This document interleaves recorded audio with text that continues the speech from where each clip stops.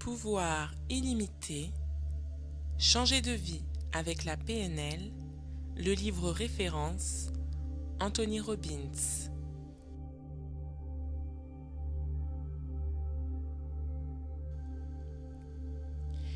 Si un individu produit un résultat que nous voulons imiter, savoir qu'il a formé telle image mentale et qu'il s'est dit telle phrase ne suffit pas. Nous avons besoin d'outils plus affûtés pour accéder véritablement à ce qui se passe dans son esprit. C'est là qu'interviennent les sous-modalités. Elles sont les qualités exactes des éléments requis pour obtenir un résultat. Ce sont les parties les plus petites et les plus précises qui composent la structure de l'expérience humaine. Pour être en mesure de comprendre et de contrôler une expérience visuelle, nous devons en savoir plus sur l'objet qui la provoque. Nous devons savoir s'il est clair ou foncé, noir, blanc ou coloré, mobile ou fixe. De la même façon, nous avons besoin de savoir si une communication sonore est forte ou faible, proche ou éloignée, sourde ou timbrée. Voici une liste de sous-modalités. Page 124. Liste de sous-modalités possibles. Première catégorie, liste des sous-modalités visuelles. Petit 1. Image qui défile ou vue fixe. Petit 2. Panoramique ou encadré, entre parenthèses, si encadré, format du cadre. Petit 3. Couleur ou noir et blanc. Petit 4. Luminosité. Petit 5. Taille de l'image, entre parenthèses, grandeur nature, plus grand, plus petite. Petit 6. Taille de l'objet central. Petit 7. Je figure ou non dans l'image. Petit 8. Distance entre l'image et moi. Petit 9. Distance entre l'objet central et moi. Petit 10. En 3 dimensions. Petit 11. Intensité de la couleur, entre parenthèses, ou du noir et blanc. Petit 12. Degré du contraste. Petit 13. Mouvement ou non, entre parenthèses si oui, rapide ou lent. Petit 14. Net ou flou, entre parenthèses, et quels éléments. Petit 15. Netteté intermittente ou permanente. Petit 16. Nombre d'images, entre parenthèses, passage de l'une à l'autre. Petit 17. Le lieu. Exemple des sous-modalités visuelles qui semblent avoir le plus d'effet sur la plupart des individus.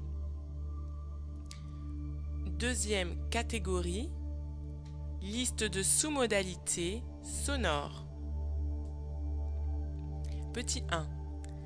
Le volume. Petit 2. La cadence, entre parenthèses, interruption, série. Petit 3. Le rythme, régulier ou non. Petit 4. Inflexion, entre parenthèses, mots appuyés et comment. Petit 5, le tempo. Petit 6, la pause. Petit 7, la tonalité. Petit 8, le timbre. Entre parenthèses, le type, origine de la résonance. Petit 9, caractéristiques du son. Entre parenthèses, rauque, suave, etc. Petit 10, déplacement du son dans l'espace. Troisième catégorie, liste de sous-modalités possibles kinesthésiques. Petit 1, température. Petit 2, texture. Petit 3, vibration. Petit 4, pression. Petit 5, mouvement. Petit 6, durée. Petit 7, permanent ou intermittent. Petit 8, intensité. Petit 9, le poids. Petit 10, densité. Petit 11, emplacement. Quatrième catégorie, liste de sous-modalités possibles, douleur. Petit 1, picotement. Petit 2, chaud ou froid. Petit 3, crampe. Petit 4, vive ou sourde. Petit 5, pression. Petit 6, durée. Petit 7, intermittente, entre parenthèses, pulsation, etc. Petit 8, emplacement. Autre distinction importante. L'image est-elle associée ou dissociée?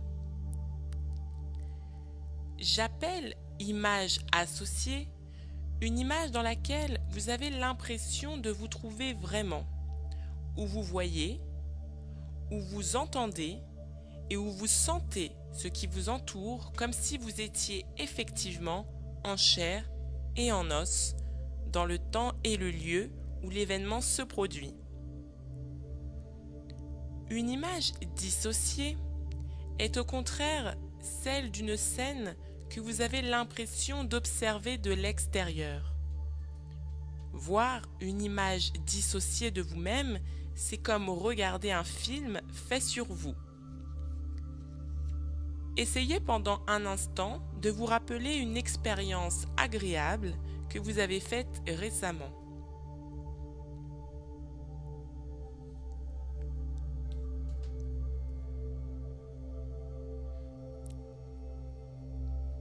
Essayez en fait d'entrer dans cette expérience.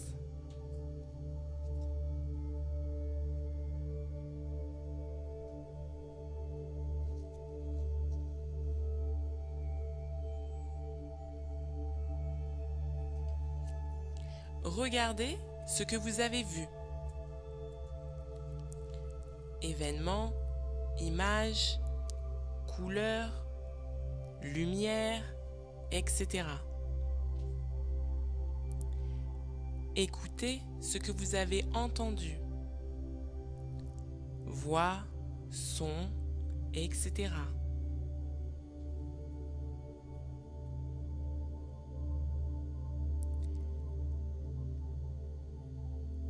Éprouvez ce que vous avez ressenti. Émotion, température, etc.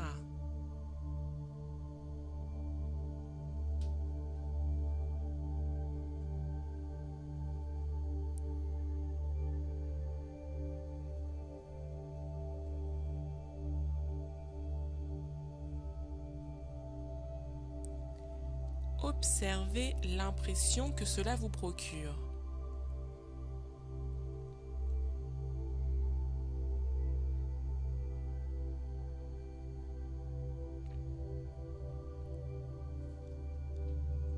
Sortez maintenant de votre corps et sentez que vous êtes en train de vous éloigner de la scène mais que vous vous placez à un endroit d'où vous pouvez toujours vous observer.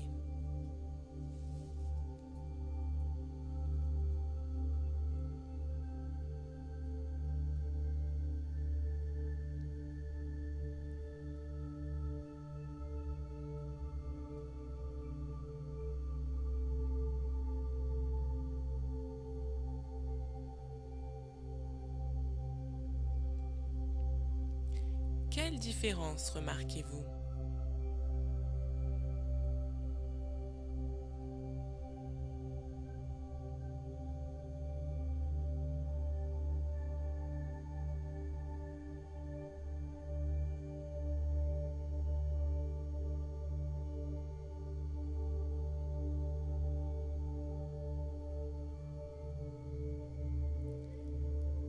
Dans quel cas les sensations étaient-elles les plus vives? Dans le premier ou le second?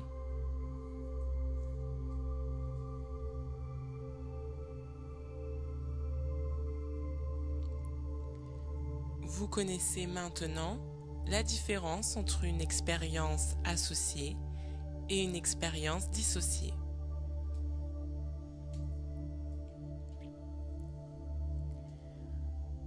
En utilisant les distinctions de sous-modalités, comme celle qui oppose association et dissociation, vous pouvez radicalement transformer l'expérience que vous faites de la vie. Nous avons appris que toutes les conduites humaines résultent de l'état dans lequel nous sommes et que nos états sont créés par nos représentations internes, parce que nous nous représentons, ce que nous nous disons, etc. Et par notre physiologie, la façon dont nous utilisons les différentes parties de notre corps. Nous allons voir dans ce chapitre comment modifier en un instant nos représentations internes et du même coup, modifier nos états et nos comportements. Tout comme un metteur en scène peut modifier l'effet que son film produit sur le public, vous pouvez modifier les effets que tout événement de la vie produit sur vous. Le metteur en scène modifiera l'angle de la prise de vue, le volume et le style de musique, la vitesse et l'ampleur des mouvements, la couleur et la qualité de l'image, et créera ainsi l'état qu'il veut dans le public.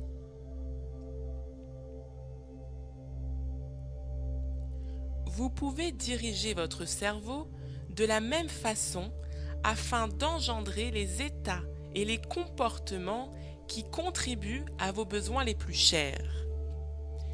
Et je vais vous montrer comment.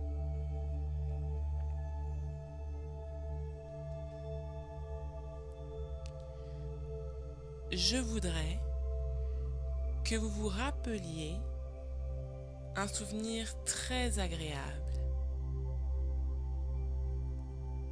Ce peut être un souvenir ancien ou récent.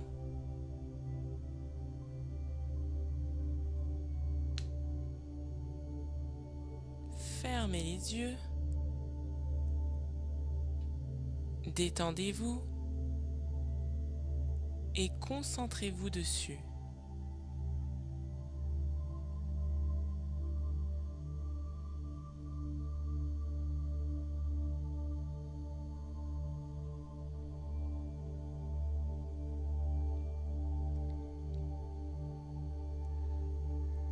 Essayez maintenant de rendre cette image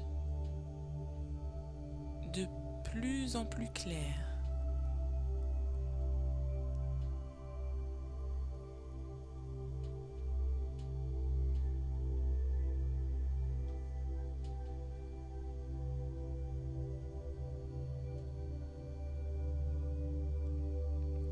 Au fur et à mesure que l'image s'éclaircit, notez les transformations de votre état.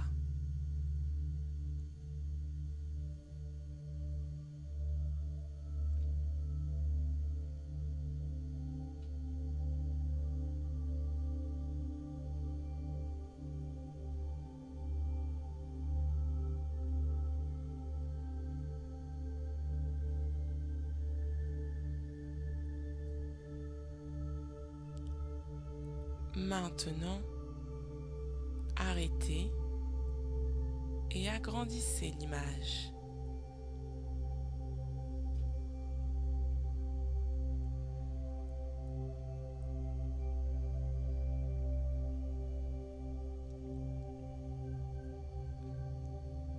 Que se passe-t-il quand vous agissez sur elle?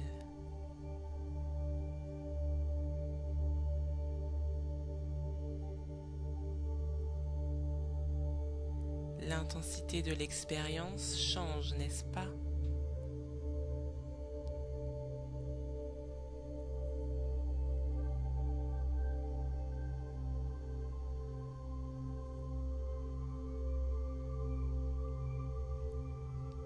Chez la plupart des gens, éclaircir, agrandir et rapprocher une image la rendent plus puissante et plus agréable.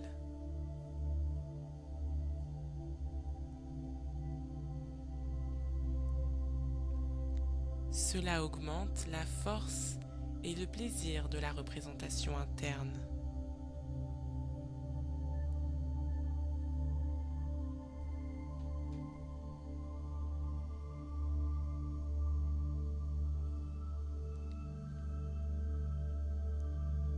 Cela vous met dans un état de puissance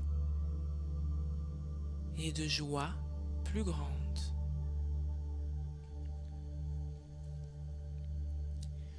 Tout le monde a accès aux 3 modalités. Entre parenthèses, représentation interne, visuelle, auditive et kinesthésique.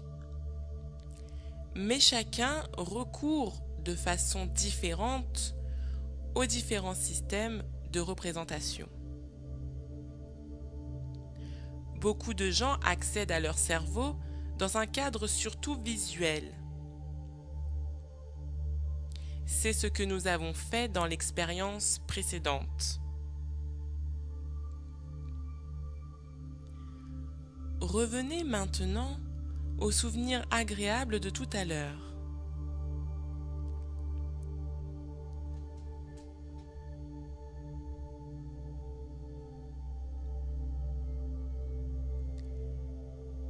Augmentez le volume des voix et des sons que vous entendez.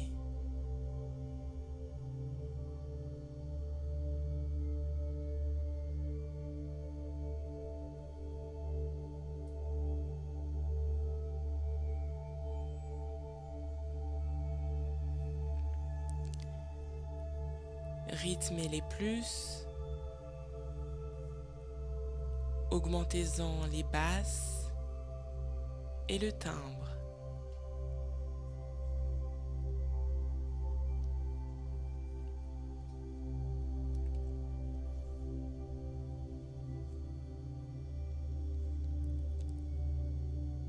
Faites ensuite de même avec les sous-modalités kinesthésiques. Rendez votre souvenir plus chaud, plus mou,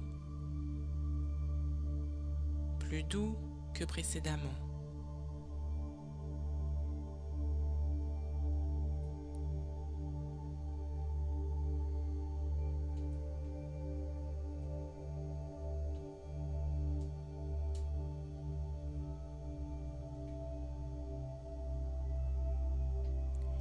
Quelle sensation la scène provoque-t-elle maintenant?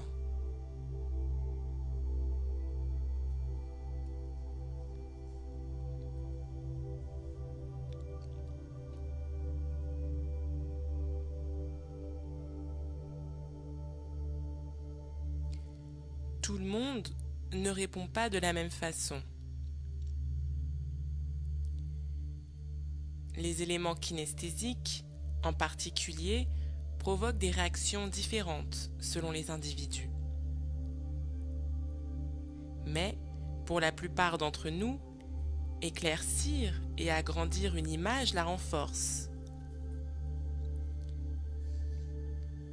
Cela donne à la représentation interne plus d'intensité, plus d'attrait et surtout, cela met dans un état plus constructif, plus fécond. Lorsque je fais faire ces exercices lors de mes séminaires, je réussis à voir exactement ce qui se produit dans l'esprit des gens en observant les modifications de leur physiologie. Leur respiration devient plus profonde, leurs épaules s'élargissent, leur voix se détend, leur corps tout entier semble plus alerte.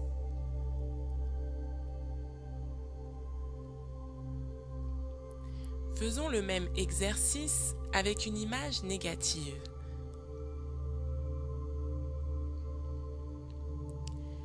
Réfléchissez à une scène pénible et douloureuse.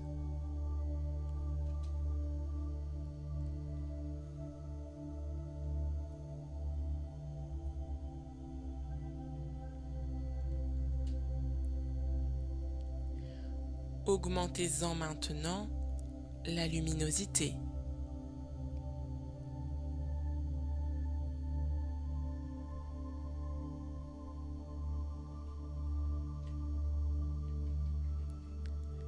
Rapprochez-la de vous. Agrandissez-la.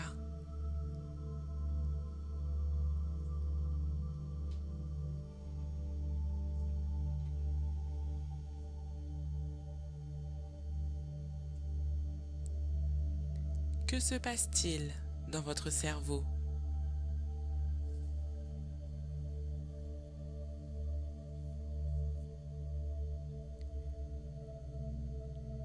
La plupart des gens constatent que leur état négatif a empiré.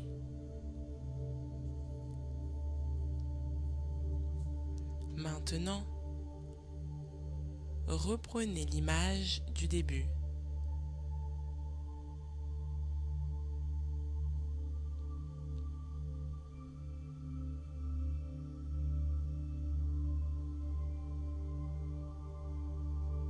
Que se passe-t-il si vous l'assombrissez, si vous en diminuez la taille et l'éloignez de vous?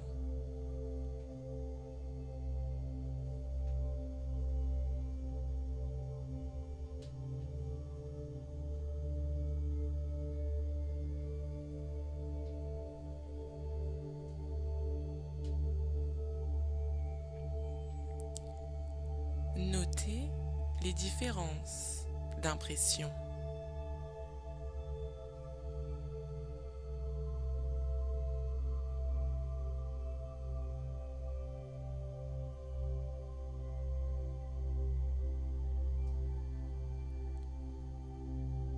Vous constaterez que les sensations négatives ont perdu de leur intensité.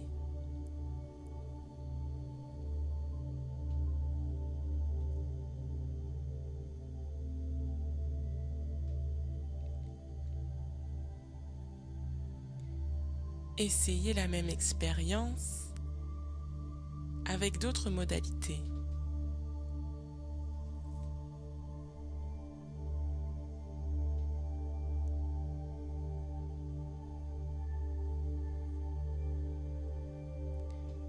Écoutez votre voix intérieure ou tout autre son présent dans la scène.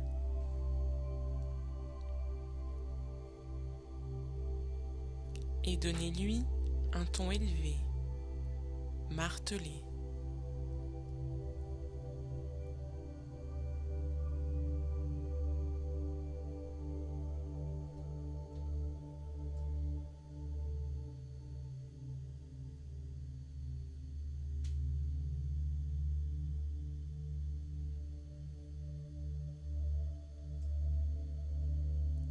Ou bien durcissez tout ce que vous touchez.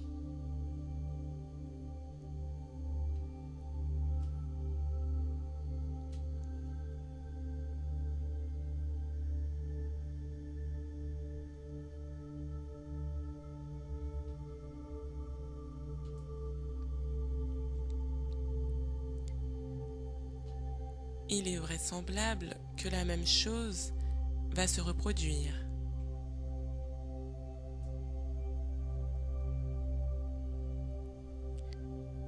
Les sensations négatives vont être accentuées.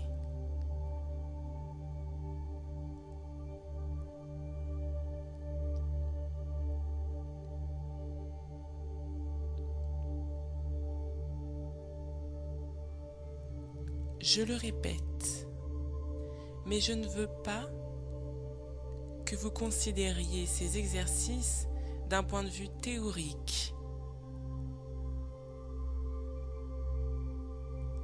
Je souhaite que vous les exécutiez en vous concentrant et en notant soigneusement les modalités et sous-modalités qui ont le plus de pouvoir sur vous.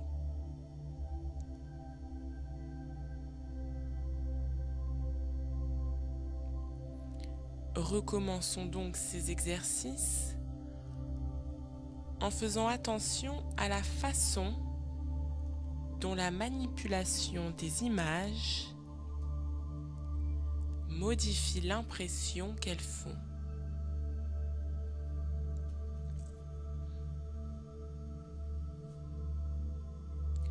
Reprenez l'image négative précédente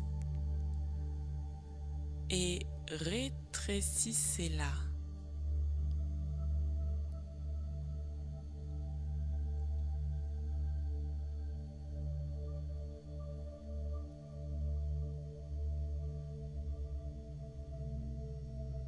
Soyez conscient de ce qui se passe au fur et à mesure qu'elles rapetissent.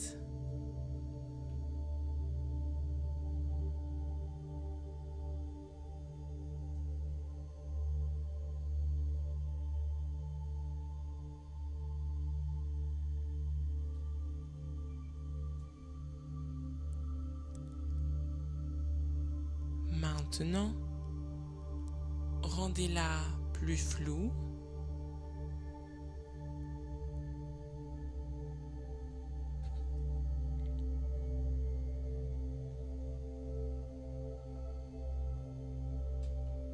Plus obscure et plus difficile à voir.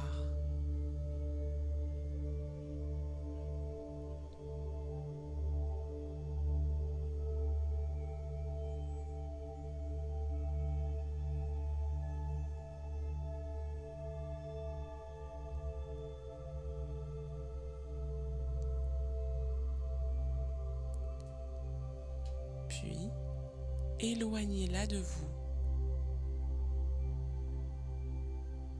Repoussez-la jusqu'à ce que vous la voyiez à peine.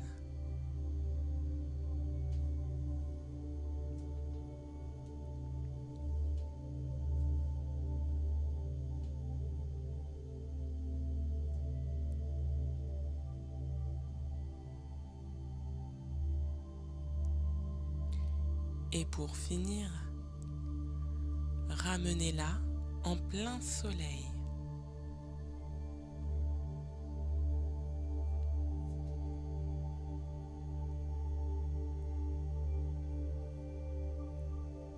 Notez ce que vous entendez, voyez et ressentez au fur et à mesure qu'elle disparaît.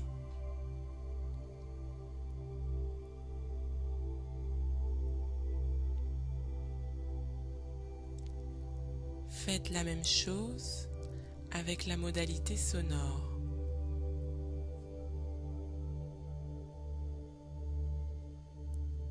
Diminuez le volume des voix que vous entendez.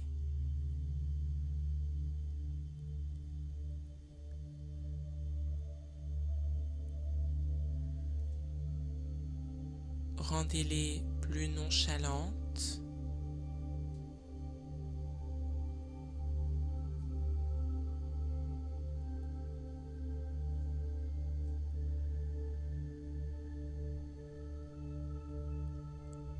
Ôtez-leur leur rythme et leur vigueur.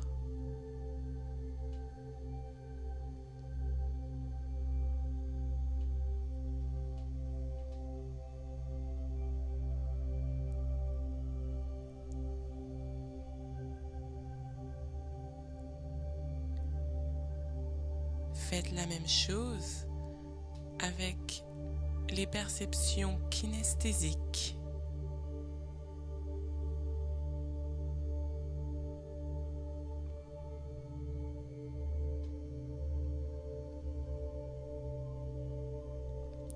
Qu'arrive-t-il à l'image négative?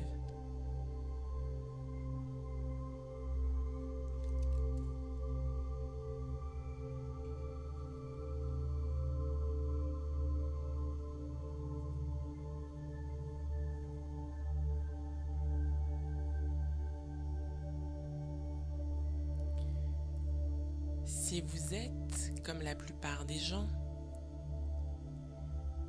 elle perd de sa force.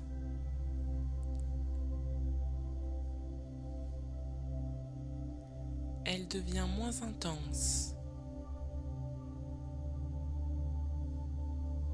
moins douloureuse, ou même disparaît.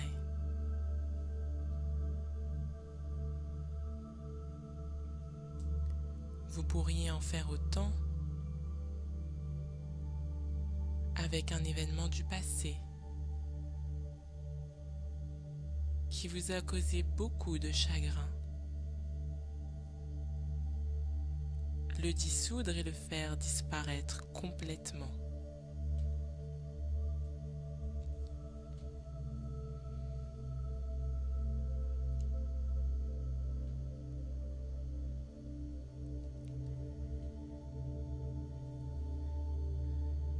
Je pense que vous voyez, à partir de cette petite expérience, la force que peut avoir cette technique. En quelques minutes seulement, vous avez réussi à augmenter une sensation positive et à diminuer une sensation négative. Dans le passé, vous étiez à la merci de vos représentations internes. Vous savez désormais qu'il n'est pas nécessaire que les choses se passent ainsi. Cela revient à dire qu'au fond, vous pouvez vivre de deux façons. Ou bien laisser votre cerveau vous diriger, comme il le faisait dans le passé, le laisser vous projeter n'importe quelle image, son ou sensation et réagir automatiquement comme un véritable chien de Pavlov, ou bien choisir de diriger consciemment votre cerveau, lui donner les directives que vous désirez lui donner, débarrasser les images négatives de leur force, vous les représenter d'une manière qui ne vous affaiblisse plus, d'une manière qui vous permette de les manier efficacement. Ne vous êtes-vous jamais retrouvé devant une tâche si énorme que vous n'imaginez même pas pouvoir en venir à bout et que donc vous n'avez même pas entamé? Si vous vous la représentez plus petite, vous aurez l'impression d'être capable de l'accomplir. Et au lieu de vous sentir dépassé, vous prendrez les mesures nécessaires. Je sais que cela peut paraître simpliste, et pourtant, quand on essaye, on s'aperçoit qu'en modifiant ces représentations internes, on peut modifier l'impression que donne une chose à accomplir et donc sa façon d'agir. Et bien sûr, vous savez maintenant qu'il est possible d'exalter les expériences agréables, de prendre en considération les petites joies de l'existence et d'en augmenter l'importance, d'en faire le rayon de soleil de la journée et de vous sentir aussitôt plus léger et plus heureux.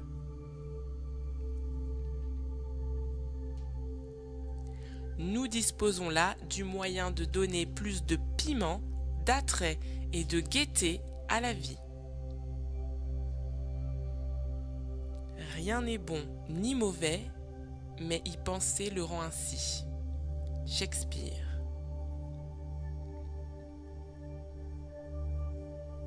Vous vous rappelez qu'au premier chapitre, nous avons parlé de la marchandise des rois.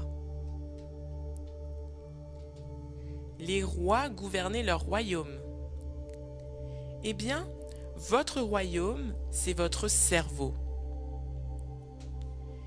Et vous pouvez le gouverner en contrôlant la manière dont vous vous représentez les expériences de la vie.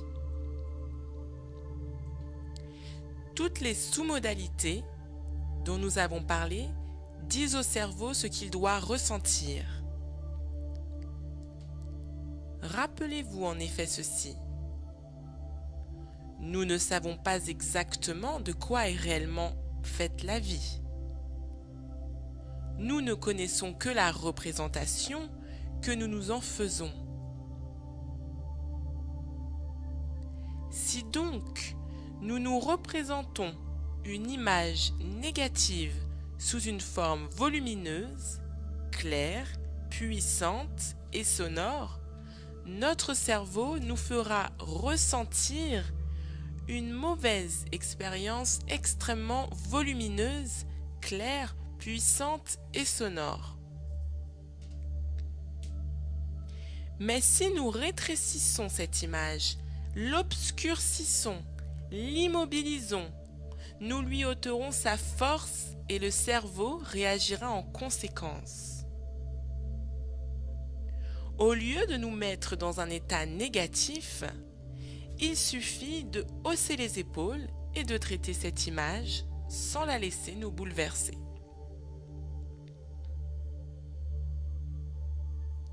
Le langage nous donne beaucoup d'exemples du pouvoir de nos représentations.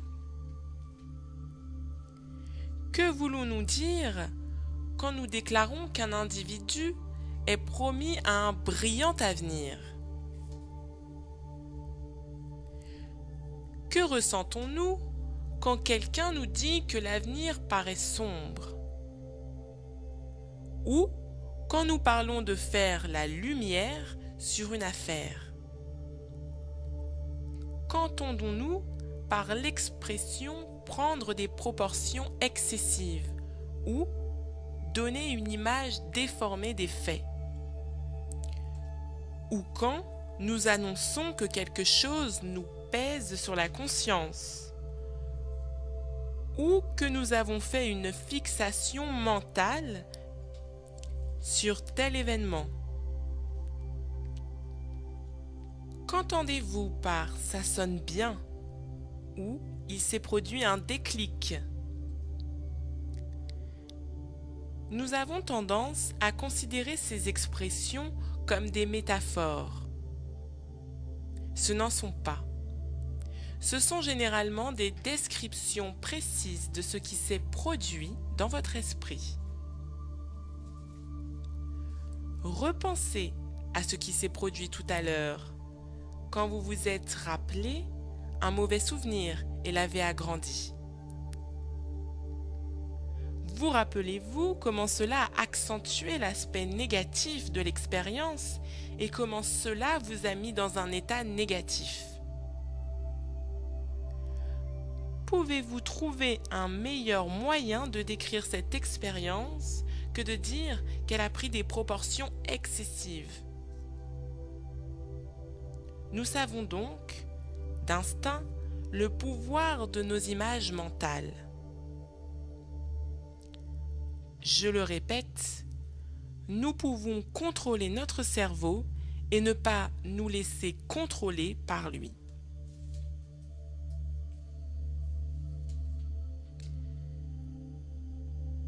Voici un exercice simple qui pourra aider beaucoup de gens.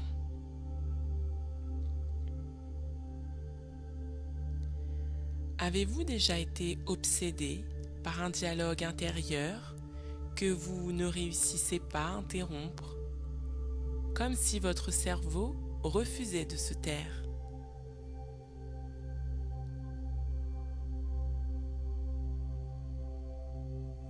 Si cela vous arrive encore, essayez simplement de baisser le volume.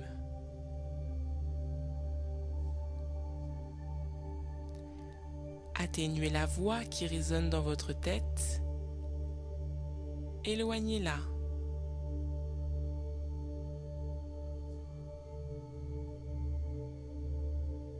Cela suffit souvent pour régler le problème.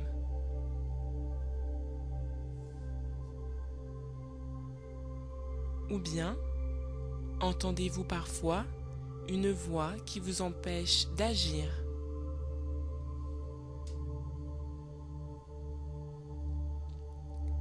Laissez-la désormais dire la même chose. Mais donnez-lui un ton enjôleur, presque câlin. Mais non, tu ne peux pas faire ça. Quel effet cela produit-il?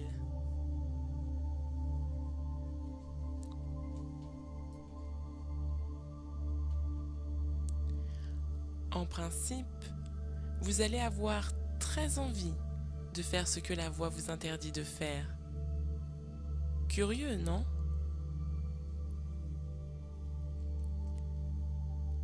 Passons à un autre exercice. Cette fois-ci, pensez à quelque chose que vous étiez très désireux de faire.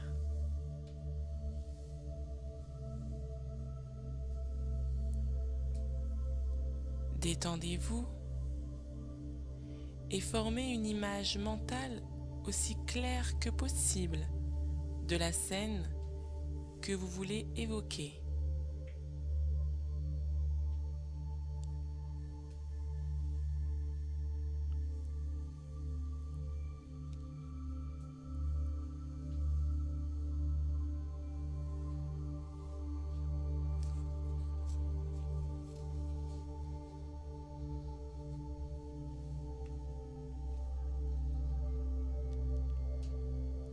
Prenez votre temps et répondez à mes questions une par une.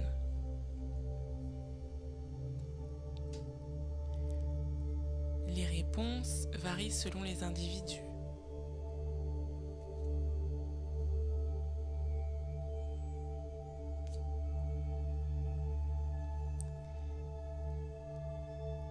Voyez-vous la scène comme un film ou comme une vue fixe?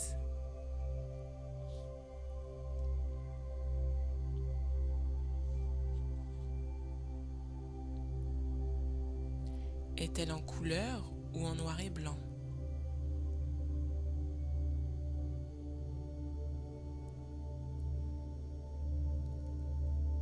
Est-elle proche ou éloignée?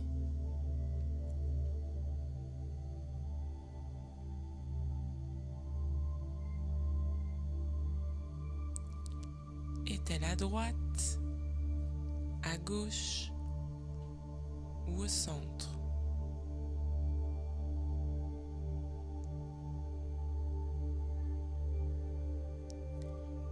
Est-elle dans le haut, le bas ou le milieu de votre champ de vision?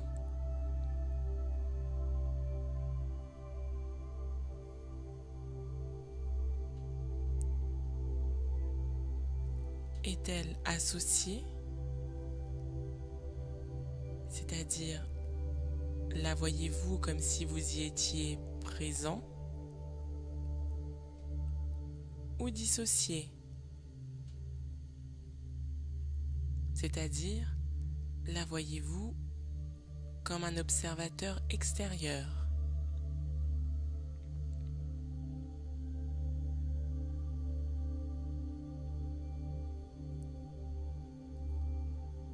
Est-elle encadrée? Ou s'agit-il d'un panorama qui s'étend à l'infini?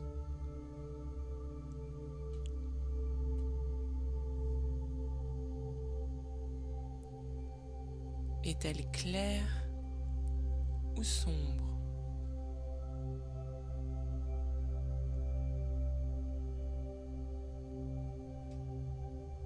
Est-elle nette ou floue?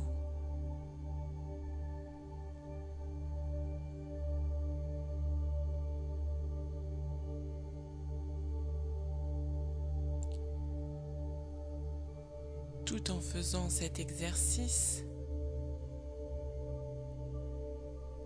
notez les sous-modalités qui se manifestent avec le plus d'intensité.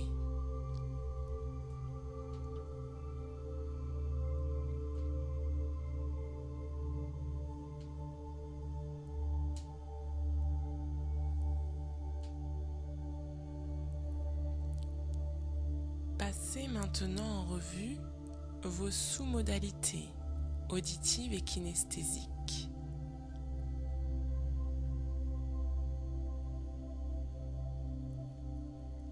Quand vous écoutez ce qui se passe, entendez-vous votre propre voix ou les voix des autres personnes présentes?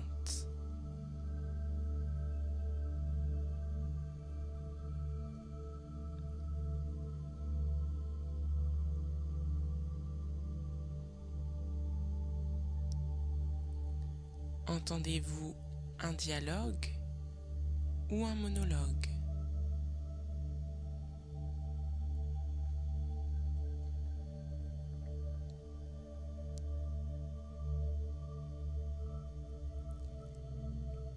Les sons que vous entendez sont-ils forts ou faibles?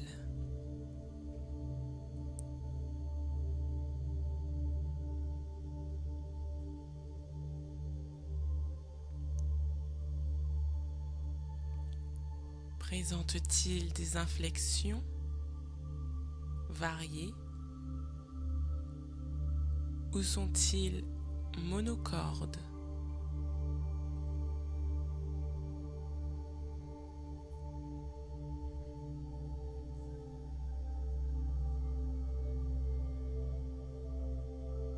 Sont-ils rythmés ou hachés?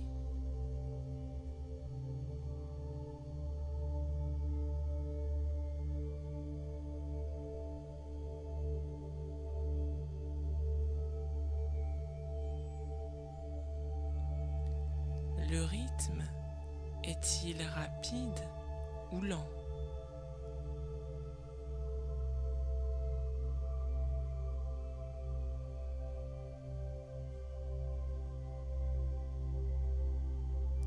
Les sons vont et viennent-ils ou sont-ils permanents?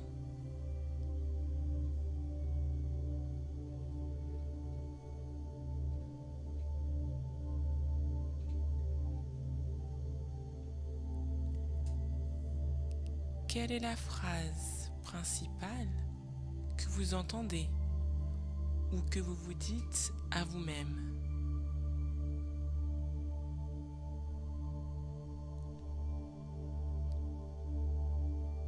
D'où vient le son?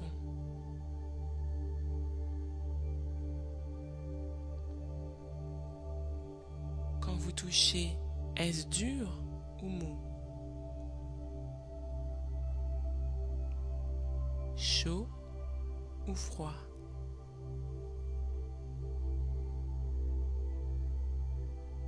Rugueux ou lisse?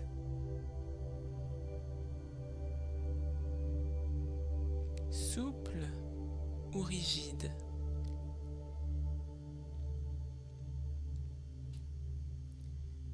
Solide ou liquide?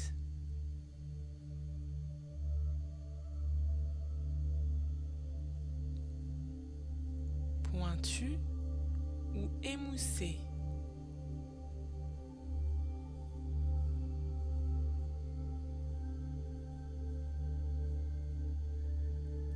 Sur quelle partie de votre corps s'exerce la sensation?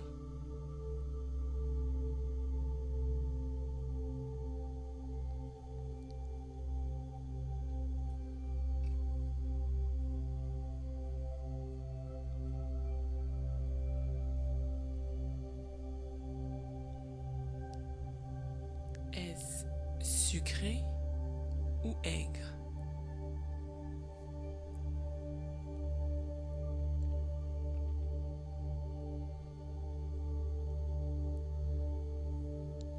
Au début, vous aurez peut-être des difficultés à répondre à certaines de ces questions. Si par exemple, vous avez tendance à former vos représentations internes sous forme kinesthésique, vous allez vous dire que vous ne voyez pas d'image. Sachez cependant que c'est une croyance et que tant que vous vous y tiendrez, elle sera vraie.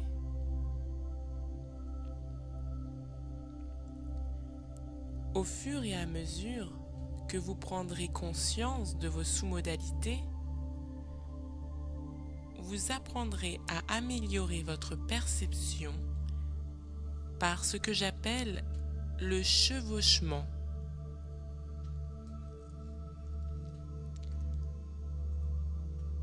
En attendant, si vous êtes surtout auditif, par exemple, mieux vaut commencer par vous accrocher à tous les souvenirs sonores que vous avez de la scène. Puis une fois que vous aurez composé une représentation interne riche et féconde, il vous sera beaucoup plus facile d'y introduire un cadre visuel afin de travailler sur les sous-modalités visibles ou bien un cadre kinesthésique pour faire intervenir des sous-modalités kinesthésiques.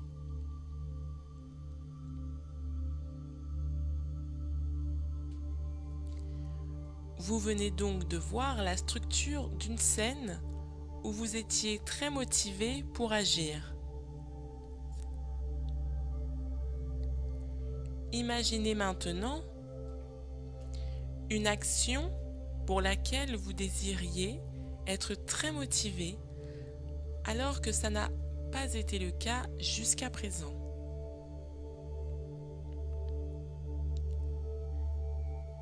Formez-en une image mentale.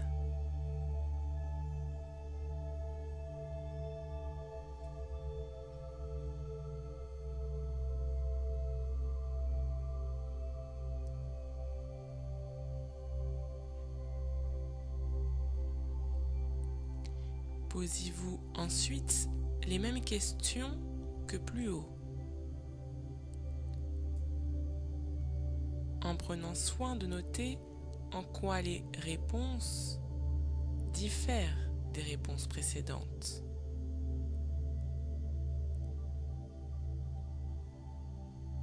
Vous passerez ainsi en revue toutes les sous-modalités visuelles, auditives et kinesthésiques.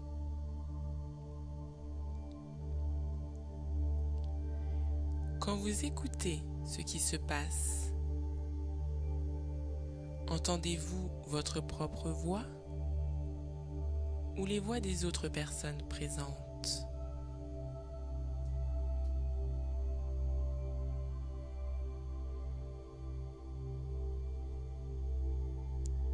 Entendez-vous un dialogue ou un monologue?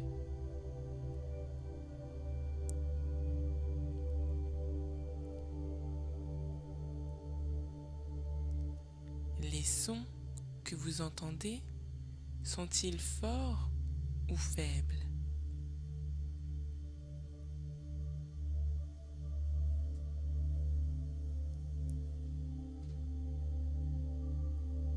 Présentent-ils des inflexions variées ou sont-ils monocordes?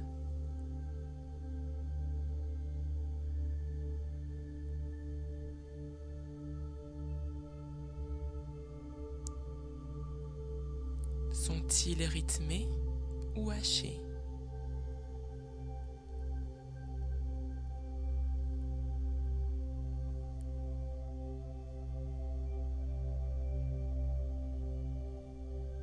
Le rythme est-il rapide ou lent?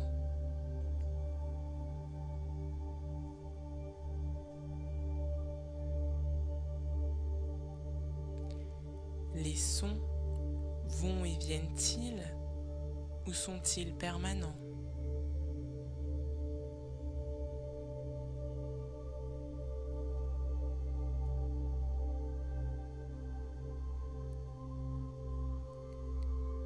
Quelle est la phrase principale que vous entendez ou que vous vous dites à vous-même?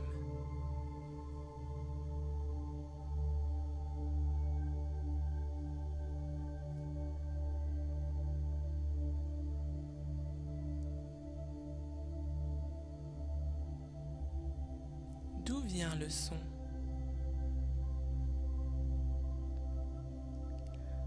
Lorsque vous touchez, est-ce dur ou mou?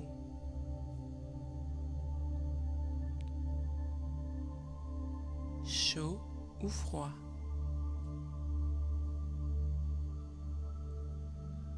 Rugueux ou lisse? Souple ou rigide?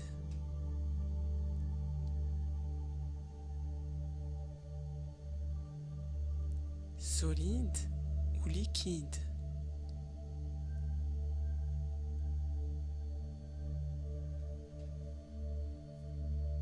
Pointu ou émoussé?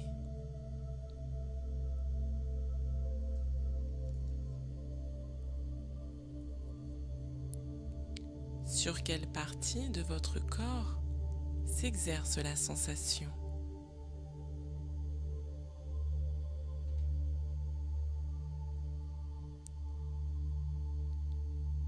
Est-ce sucré ou aigre?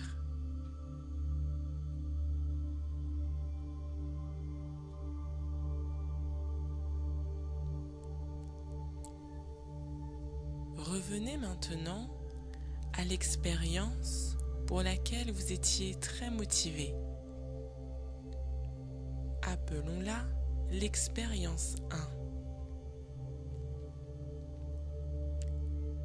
Puis, à l'expérience pour laquelle vous vouliez être motivé. L'expérience 2. Et regardez-les simultanément. Ce n'est pas difficile. Imaginez votre cerveau comme un écran de télévision coupé en deux. Et regardez les deux images à la fois.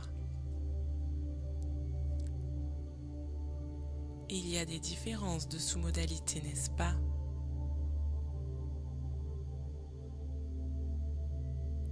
C'est facile à prévoir puisque des représentations différentes produisent des effets différents sur le système nerveux.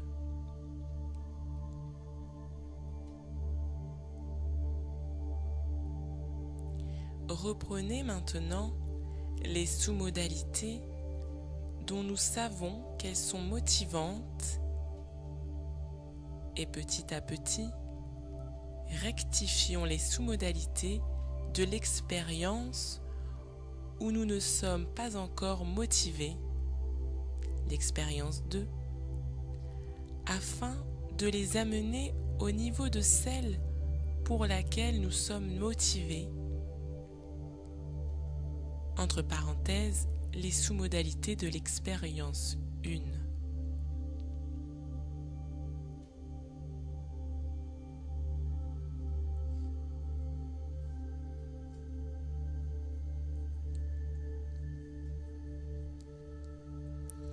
Les différences varient d'un individu à l'autre. Mais il y a de fortes chances pour que l'image de l'expérience 1 soit plus claire que celle de l'expérience 2.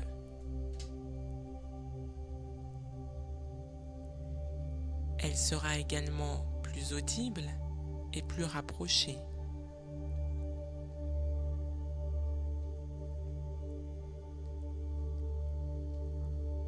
Concentrez-vous sur ces différences et agissez sur la deuxième représentation de manière qu'elle devienne de plus en plus semblable à la première.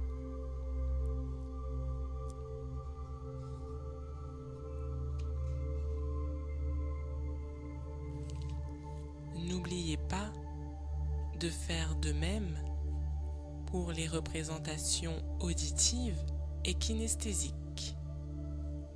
Allez-y.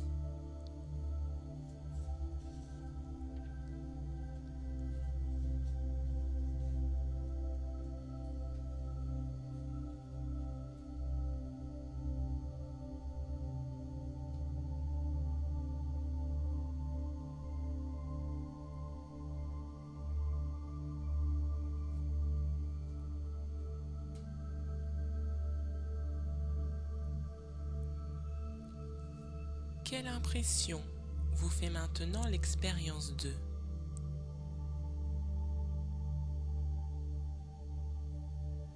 Êtes-vous plus motivé?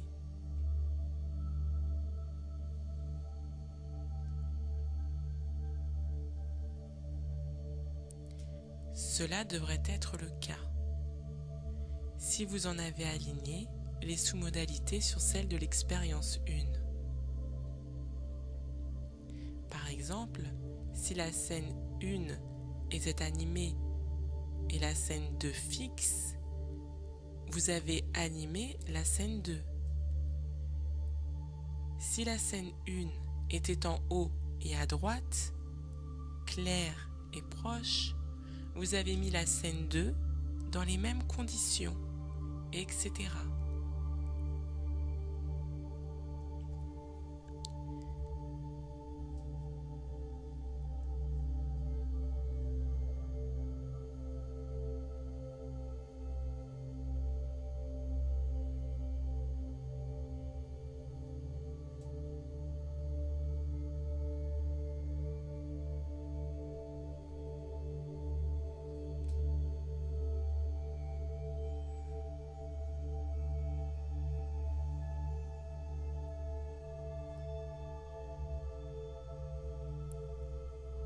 Cet exercice surprend parfois. Pourtant, si l'on y réfléchit, il est assez logique. Si vous connaissez les indications représentatives qui mettent votre esprit dans un état particulier et que vous appliquiez ces indications à une expérience, vous réagirez comme ces indications ordonnent à votre système nerveux de réagir face à cette situation.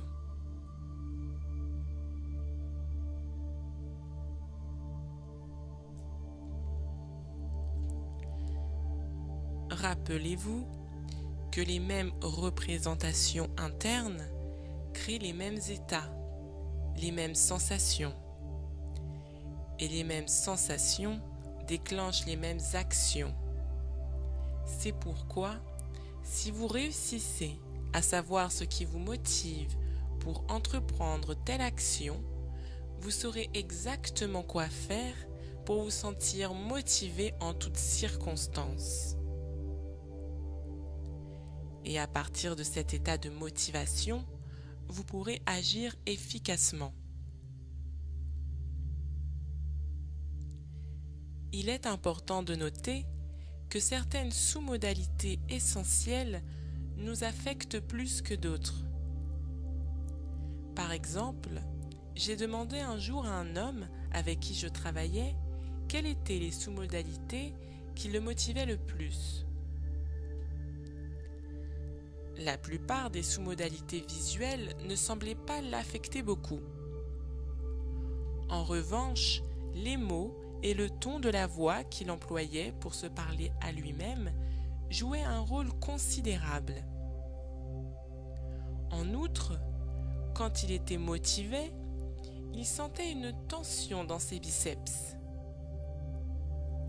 Par contre, quand il n'était pas motivé ou qu'il était fâché, il éprouvait une tension dans la mâchoire et son ton de voix changeait complètement.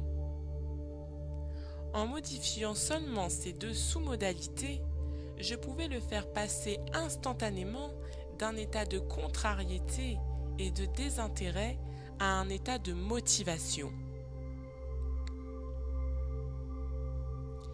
On peut faire la même chose avec la nourriture.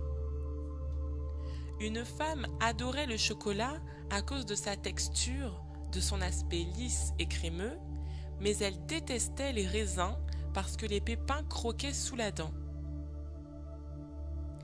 Il m'a suffi de lui demander d'imaginer qu'elle mangeait un grain de raisin doucement, qu'elle le mordait lentement et qu'elle en sentait la texture en le faisant tourner dans sa bouche. Je lui ai également demandé de décrire le processus. Ayant fait cela, elle se mit aussitôt à apprécier le raisin et continue depuis à l'aimer. Quand on est comme moi, ce que j'ai appelé un imitateur, on est toujours curieux de savoir comment les gens font pour obtenir tel résultat, mental ou physique. Les gens qui viennent me voir pour me demander conseil me disent « Je suis complètement déprimé ». Je ne leur demande ni pourquoi ils sont déprimés, ni de me représenter et de se représenter à eux-mêmes les raisons de leur dépression. Cela ne ferait que les plonger dans un état de dépression plus profond. Je ne veux pas savoir le pourquoi de leur malaise, mais son comment.